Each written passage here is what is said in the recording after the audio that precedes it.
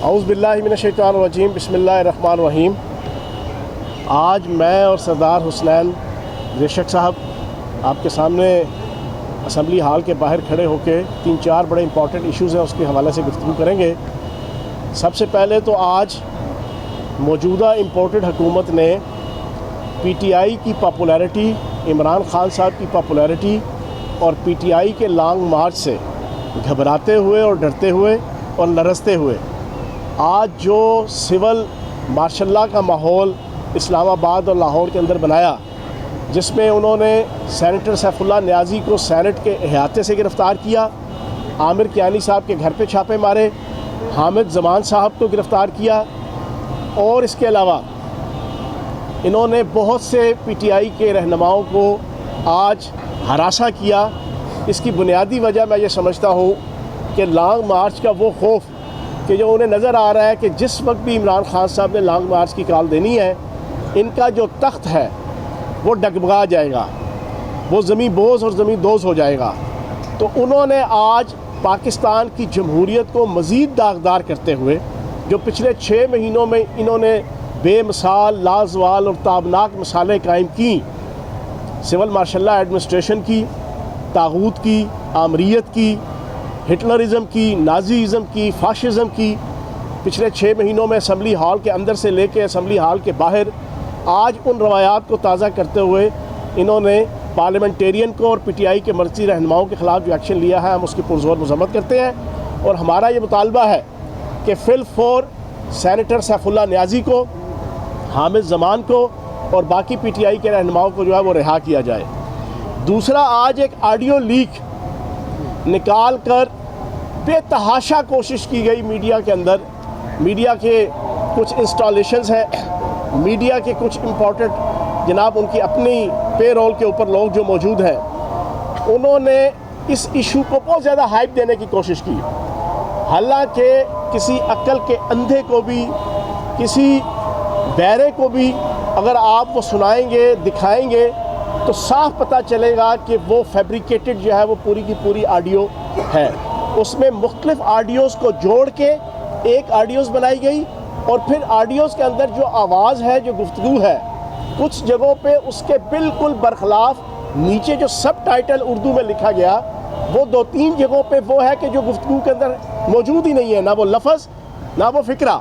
तो ये बड़ा प्री प्लान किस्म का एक ऑडियो आज के दिन के जब मियाँ वाली के अंदर और पिछले 1-2 दिन से खान साहब की तरफ से ऐलान हुआ कि हम किसी वक्त भी लॉन्ग मार्च का ऐलान कर सकते हैं, तो ये जो सियासत की तूफ़ान की जनाब चाय की प्याली में तूफ़ान मचाने की कोशिश की गई, उसमें से हासिल वसूल कुछ भी नहीं हुआ, ना होगा।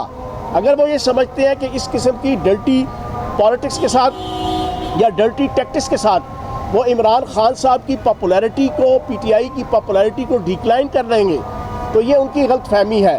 पाकिस्तान की 80% आवाम फैसला कर चुकी है कि हमने इस इम्पोर्टेड हुकूमत को और ये 13 गीदड़ों की जो जमात PDM है, ये क्राइम मिनिस्टर के जो आज से 2 दिन पहले मैं हैरान हूँ उसके ऊपर कि जिसने हमेशा शहबाज शरीफ ने इंटरनेशनल फोरम्स पे, नेशनल फोरम्स पे और पाकिस्तान के अंदर हर गुफ्तगू के अंदर, हर प्रेस कॉन्फ्रेंस के अंदर, हर तकरीर के अंदर अपने आप को भी डिग्रेड करवाया और पाकिस्तान को भी डिग्रेड करवाया और वज़ीर आज़म के ओहदे को भी डिग्रेड करवाया, मुख्तलिफ़ किस्म की बवेलियाँ मार के। परसों उसने प्रेस कॉन्फ्रेंस करते हुए खान साहब के हवाले से कहा कि खान साहब फ्रॉडिया हैं। मैं हैरान हूँ इनकी नरगसियत के ऊपर। ये नवाज़ शरीफ और शहबाज शरीफ तो शायद वो हैं कि जब ये दामन निचोड़ते हैं तो फरिश्ते जनाब पानी इकट्ठा करने आते हैं वज़ू करने के लिए। मैं तो हैरान हूँ, ये नवाज़ शरीफ और शहबाज शरीफ, वो नवाज़ शरीफ के जिसका आज से 3 दिन पहले कनाडा यूनिवर्सिटी के अंदर करप्शन के टॉपिक के ऊपर लेक्चर हो रहा है और लेक्चरर जो है वो प्रॉपर जो एग्जाम्पल पेश कर रहा है कि सबसे बेहतरीन महाकरप्ट शख्स वो जनाब नवाज़ शरीफ की फ़ोटो दिखाकर जो है वो स्टूडेंट्स को बता रहा है कि करप्शन किसे कहते हैं और करने वालों की बूथियाँ और शक्लें क्या होती हैं। वो नवाज़ शरीफ की शक्ल और बूथी दिखाते रहे। मैं हैरान हूँ, ये इमरान खान साहब को इस अंदाज से मुखातिब कर रहे हैं। तो मैं शहबाज शरीफ से गुजारिश करूँगा, अपनी परफॉर्मेंस दो। परफॉर्मेंस ये है कि पाकिस्तान की आवाम तलमला रही है, पाकिस्तान की आवाम के घरों के किचन नहीं चल रहे, पाकिस्तान की आवाम के गरीब, मिडिल क्लास, हत्ता के अपर क्लास, जो रिच क्लास है, उनके घरों के किचन और उनके घर चलना भी दुश्वार हुआ है पिछले 6 महीनों में। तो जनाबे वाला अपनी परफॉर्मेंस की तरफ तवज्जो दें। 11% से 44% पे आप CPI और इन्फ्लेशन रेट ले आए हैं। पाकिस्तान की आवाम से किस बात का आप इंतकाम ले रहे हैं? तो आप अपनी परफॉर्मेंस की तरफ तवज्जो दें। और फिर सबसे इम्पॉर्टेंट चीज़ जो मैं आपके सामने रख के फिर हुसनैन बहादुर साहब आपके सामने गुफ्तगू करेंगे, बेगम सफदर जनाब पाकिस्तान से चली गई लंदन, और लंदन इस वजह से गई कि पाकिस्तान के अंदर तो आर्टिफिशियल नाखून लग जाते हैं, लेकिन जो सर्जरी है वो सबसे अच्छी जो है वो लंदन के जो है वो स्किन स्पेशलिस्ट करते हैं। और पाकिस्तान की आवाम को छोड़ छाड़ के, उनको खजल खार करके, उनको 44% इन्फ्लेशन रेट का शिकार करके, उनको हर किस्म की मारा मारी, अफरा तफरी, छीना छपटी और ताइफल मलूकी का शिकार करके ख़ुद जनाब बाहर चली गई। और जाने से पहले जो प्रेस कॉन्फ्रेंस की उस पर जनाब आर्टिफिशियल नाखून लगा के इस तरह दिखा के जनाब ख्वाहिश का इजहार किया कि इमरान खान को गिरफ़्तार करो। और उस ख्वाहिश को पूरा करने के लिए सिर्फ 5 मिनट लगाए इम्पोर्टेड हुकूमत और क्राइम मिनिस्टर ने, और जनाब इमरान खान साहब का वारंट गिरफ्तारी जारी कर दिया। इतनी जल्दी जारी किया कि वो वारंट का जनाब उर्दू लफ्ज़ भी जो है वो गलत लिख गए, वो भी सही लिखना जो है वो के रवादार नहीं हुए। तो मैं हैरान हूँ उस लाडली पे। एक लाडला बाहर बैठा था, एक लाडली अब है। वो कहते हैं ना कि खूब गुजरेगी मिल बैठेंगे दीवाने दो। अब ये बाहर बैठ के सिर्फ पाकिस्तान की सियासत का जायज़ा लेंगे। और ये क्यों गई? ये सिर्फ इस वजह से गई हैं, इन्हें समझ आ चुकी है कि जिस दिन इमरान खान साहब ने लॉन्ग मार्च का कॉल देनी है, पाकिस्तान की आवाम तब्दीली नहीं इनकलाब लेकर आएगी। और इनकलाब आ गया तो चाहे उनका चाचा जो है वो प्राइम मिनिस्टर हो, चाहे उनका पूरा ख़ानदान इक़्तिदार में हो, उनकी सियासत, उनकी माशरत, उनकी मईशत सारी खसो खशाक की तरह बह के रह जाएगी। तो अपने आप को सेफ़ एंड साउंड करने के लिए वो बर वक्त बाहर चली गई हैं। अब वो हालात और वाक़यात देखेंगी। अगर तो जनाब हालात इनकी फेवर में हुए तो ये नेल्सन मंडेला बन के आएंगे, हालात अगर इनकी फेवर में ना हुए तो ये गवाल मंडेला बन के उधर ही बैठे रहेंगे। और एक चीज़ तय है, इंशाअल्लाह पाकिस्तान की आवाम अब इमरान खान साहब की क़यादत में इस बात के ऊपर बिल्कुल राज़ी है और अपना जहन तैयार कर चुकी है कि पाकिस्तान के मौजूदा तमाम मसाइल का हल फौरी फ्री इलेक्शन है। फौरी तौर पर इलेक्शन करवाया जाए, इलेक्शन की डेट दी जाए और पाकिस्तान को इन मुआशी, माशरती और सियासी और सकाफ़ती जितने मसाइल हैं, ये इलेक्शन ही जो है उसको उससे जो है वो निकाल सकते हैं। जनाब सरदार साहब। बिस्मिल्लाहिर्रहमानिर्रहीम। देखिए, शहबाज शरीफ साहब ने वज़ीर आज़म इमरान खान साहब के मुतल्लिक कुछ नाज़ेबा अल्फाज कहे हैं। सबसे पहले तो मैं ये आपको गुजारिश करना चाहता हूँ कि इन दो शख्सियात का आपस में मवाजना करना मैं गुनाह कबीरा समझता हूँ। एक बंदा मोरालिटी की आला तरीन मिसालें पैदा करता है और दूसरा ऐसा है जिसके मुतल्लिक मैं ख़ुद उनकी फ़ैमिली ही के कुछ अल्फाज हैं जो आपके सामने रखूँगा। अल्लाह ताला दर्जात बुलंद करे मियाँ शरीफ साहब के। उनके मुतल्लिक उनके एक साहबजादे ये फरमाते हैं कि वो इंतहाई भूखे नंगे और किसान और गरीब आदमी थे। ठीक है जी, हमने मान लिया। और उन्हीं की जो भतीजी हैं मरियम साहिबा, उनका ये फरमाना है कि नहीं, ये नवाब और रईसुल आज़म और बहुत ही अमीर आदमी थे।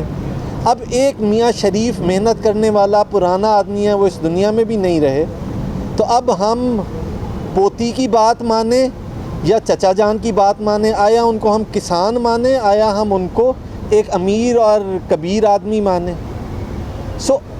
जब भी कोई आदमी किसी के मुतालिक बात करता है तो सबसे पहले उसकी साख देखी जाती है कि वो किस साख का आदमी है और वो क्या बात कर रहा है। मैं पूरी ज़िम्मेदारी से ये बात कर सकता हूँ कि बदकिस्मती से या खुशकिस्मती से पूरी 13 पार्टियाँ आज अपनी साख लोगों के दिलों में खो चुकी हैं।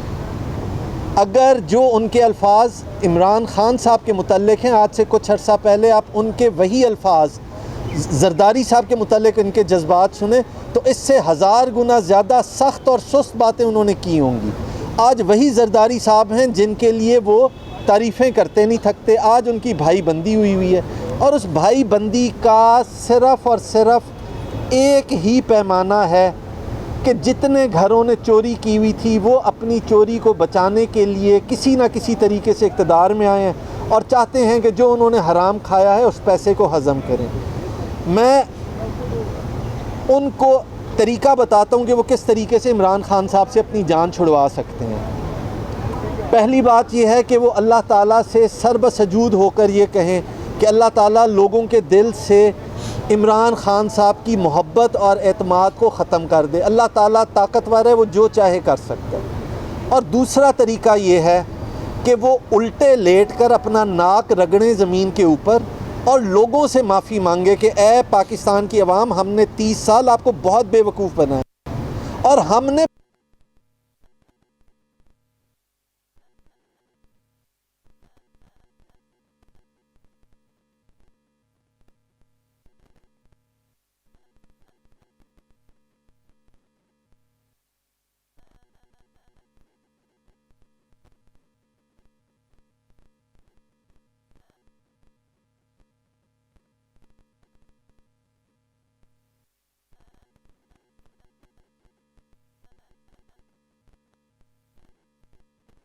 खर्चे के ऊपर जाना, सरकार के खर्चे के ऊपर आना और ये दावा करना कि पाकिस्तानी कौम तुम कीड़े मकोड़े हो, तुम हकीर हो, तुम लोग जो हो तुम्हारी कोई अहमियत नहीं है, हम जिस तरह चाहें जब चाहें हम इक़्तिदार की किसी भी मसनद पर आकर बैठ सकते हैं। तो वो दिन गए जब आप लोगों को बेवकूफ़ बनाते थे। आज प्ले ग्रुप के बच्चे से लेके 80-90 साल के बाबे तक जितने लोग पढ़े लिखे हैं या थोड़ा सा भी सियासी शऊर रखते हैं, उन्होंने इनको परख लिया है और वो इमरान खान साहब की ज़बान पर लब्बैक भी कहते हैं और वो सिर्फ़ इंतज़ार कर रहे हैं कि किस वक्त इमरान खान साहब कॉल दें और इनको कहीं मुंह छुपाने की जगह ना मुल्क में मिले और ना ही इनको बैरून मुल्क मिले।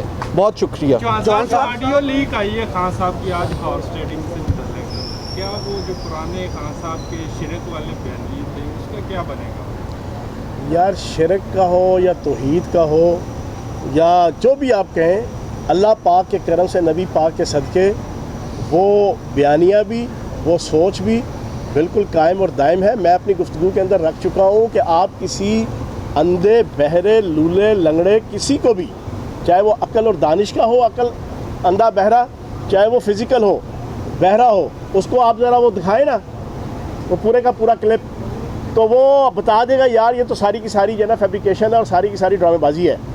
ये तो भाईजान एक ऑडियो कहीं से जोड़ी हुई है, दूसरी कहीं से ली हुई है, तीसरी कहीं से ली हुई है, चौथी कहीं से ली हुई है, उनको आपस में मिलाकर दो फ़िक्रे एक फ़िक्रे को बाकी किसी वक्त पे जो है ना वो की गई जनाब गुफ्तगू के साथ जोड़ के और फिर सब टाइटल में वो मुख्तलिफ़ किस्म की चेंजेस करके चलाई गई हैं। इस तरह की चीज़ों से जो है ना किसी की इज़्ज़त ख़राब नहीं होती। लीक्स में बाजवा साहब और इमरान खान साहब की गुफ्तगू दिखाई गई है, तो क्या ये बावर कराना चाह रहे हैं फ़ौज को कि फ़ौज हुकूमतें तोड़ने और बनाने में मुलविस रहती है? ये क्या इस ऑडियो लीक में तो कोई नहीं है। एक ऑडियो लीक्स में बाजवा साहब कह रहे हैं कि को लाई होगी, साढ़े को नहीं आई है ना, 5 मेंबर तुम्हारे जा रहे हैं आ रहे हैं इस तरह की। और नहीं है यार वो बादशाह साहब, एक तो अच्छी चीज़ है कि आप सियासतदान एक दूसरे की प्रेस कॉन्फ्रेंस सुनने की बजाय उनके जो मेकअप है उस चीज़ों को भी देखते हैं, ये अच्छी चीज़ है, आपको प्यार होना चाहिए। अब ये बताएं कि लॉन्ग मार्च होने जा रहा है तहरीक इंसाफ का, इसमें क्या एजेंडा ये होगा कि हमें इक़्तिदार दिया जाए, क्या आवाम की भी कोई बात होगी? इस वक्त जो मुल्की हालात हैं वो आपके सामने, इसमें सिर्फ एक 1 पॉइंट एजेंडा यही होगा कि हमें इक़्तिदार दिया जाए? देखो बात ये है, शोएब साहब ने बड़ा अच्छा सवाल पूछा है कि आप जनाब दूसरे सियासतदानों की जनाब ड्रेसिंग और जनाब बाकी मेकअप शेकअप और उसकी तरफ भी तवज्जो देते हैं। अब आप बताएं ना, आप प्रेस कॉन्फ्रेंस कर रहे हैं, आपने आर्टिफिशियल नेल लगाए हुए हैं, 4 इंच लंबा नेल जो है ना, उसको ऐसे ऐसे करके आप कहते हैं इमरान खान साहब को फ़ौरन गिरफ़्तार किया जाए, ये अंकल्स किधर हैं, बार बार बानो बानी इधर से दोनों हाथ उठा के जो है ना, तो भाई जी सियासत करो या मॉडलिंग करो, एक काम करो ना, ये डबल एक्शन ब्राइट ना करो।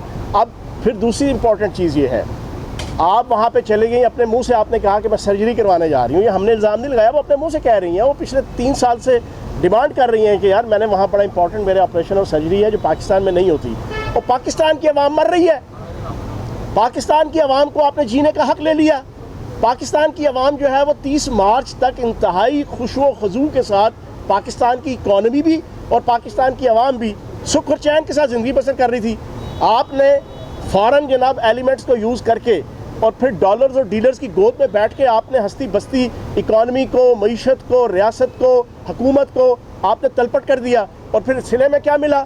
सिले में मिला जनाब आपकी 44% जनाब महंगाई। पूरी पाकिस्तानी, आप बताएं ना, सारे कैमरामैन सामने खड़े हैं, घर का किचन चल रहा है? सारे कहेंगे नहीं चल रहा। तो भाई हम इल्ज़ाम नहीं लगा रहे। तो जनाब आप अपना जनाब काम सीधा करने के लिए, मॉडलिंग के लिए जनाब आप उधर तो चले जाओ, लेकिन पीछे आवाम का बेड़ा गर्क कर जाओ। तो इस पर हमारा हक बनता है कि हम इसके ऊपर जनाब क्रिटिसिज्म करें। आप ये बताएं कि अभी जो जहाज चल रहा है इसमें, अब सबको पता है कि ये बहुत ही गैर ममूलियत सवाल तक क्या है, इसकी वजूहत क्या है, किस बात का डर है? ज़रा आईनी लिहाज से बता दें कि क्या कैसे हो सकता है कि आप इतना लंबा जहाज करें, लोगों कितने दूर से आना पड़ता है, वहाँ कितने पैसे खर्च हो रहे हैं, कोई सांस ही नहीं है, हुकूमत बस अपना डंग टपाव कर रही है। डर है कि गवर्नर का डर है। अब इसका जवाब सुन लें तसल्ली से। आइन के अंदर जो आई थिंक सो कि आइन का आर्टिकल 67 है, जिसके तहत तमाम अदारों के जो अपने रूल्स और रेगुलेशंस होते हैं वो इनकॉर्पोरेट हो जाते हैं उस आइन के आर्टिकल 67, 68 या 69 में से एक है। अब जो असम्बली के प्रोसीजर्स और रूल्स हैं कि जो उस आर्टिकल के आइन के साथ जना कलेक्ट होकर आइन का हिस्सा बन जाते हैं, उसके तहत भाईजान डेज़ हैं कि इतने डेज़ हैं 365 में से जिसमें असम्बली का इजलास होना चाहिए। पहली चीज़ 100 रोज़ आपने कह दिया, माशाल्लाह आप बाखबर है। दूसरा, कोई किसी किस्म की ऑब्लिगेशन या कंस्ट्रेंट या हर्डल या बैरियर या ऑब्स्टिकल नहीं है कि आपने जनाब एक इजलास कितने दिन जारी रखना है, कितने दिन जारी नहीं रखना। अगर गैर आइनी होता तो चौधरी परवेज़ लाई साहब माशाल्लाह पाकिस्तान के इस वक्त सबसे सीनियर तरीन जो 3-4 पॉलिटिशियन हैं उनमें से एक हैं, और पंजाब के शायद नंबर 1 है, जो डिप्टी वज़ीर आज़म, वज़ीर आला, स्पीकर और जनाब वज़ीर बल्दियात, वज़ीर फ़लाँ, वज़ीर फ़लाँ, चेयरमैन ज़िला कौंसल और मेंबर ज़िला कौंसल, क्या उनको नहीं पता कि असम्बली कैसे चलानी है? तो आइन और कानून के मुताबिक चल रही है। ये बताइएगा कि आसिफ अली सरदारी से कांटेक्ट हुआ है चौधरी शुजात का, उसमें जो स्टेटमेंट उनकी सामने आई है वो ये कह रहे हैं कि नंबर 1 आइटम जो है लॉन्ग मार्च का, वो तो मुतालबा है इमरान खान का इलेक्शन, लेकिन वो अपने लॉन्ग मार्च में गरीब आदमी के लिए अशिया ज़रूरिया की कीमतों को कम करने का तजवीज़ भी दें। आपके ख्याल में ये तजवीज़ इमरान खान के लिए होनी चाहिए थी या चौधरी परवेज़ लाई के लिए? देखें, हम बुनियादी तौर पर आवाम को इस महंगाई के, बेरोज़गारी के, मारा मारी के, अफरा तफरी के, छीना छपटी के, ताइफुल मलूकी के और ग़ुलामी के चुंगल से निकालने के लिए ये हकीकी आज़ादी मार्च है। इसमें महंगाई भी शामिल है। अच्छा भला मुल्क चल रहा था, 3200 अरब से ज़्यादा पाकिस्तान की रियासत और फिनांस डिपार्टमेंट ने कभी टैक्स कलेक्ट नहीं किया था, रेवेन्यू कलेक्ट नहीं किया था। 6200 अरब तक ले गए, 3000 अरब एक साल के अंदर बढ़ गए। अगले साल में ये 9000 अरब हो जाना था। उससे अगले साल के एंड में जब हुकूमत जानी थी, ये आपका 12000 या 10000 या 11000 अरब होता, तो पाकिस्तान ने अपने पाँव पे खड़े होना था। पाकिस्तान को अपने पाँव पे ना खड़ा होने देने की वजह से इन्होंने ये सारी साजिश की, बैरूनी ताकतों ने और ये अंदरूनी जनाब इंस्टीट्यूट्स ने। तो जनाब ये सारा कुछ जो हो रहा है हकीकी आज़ादी मार्च, ये आवाम को सुकून देने के लिए हो रहा है। बहुत शुक्रिया, थैंक यू।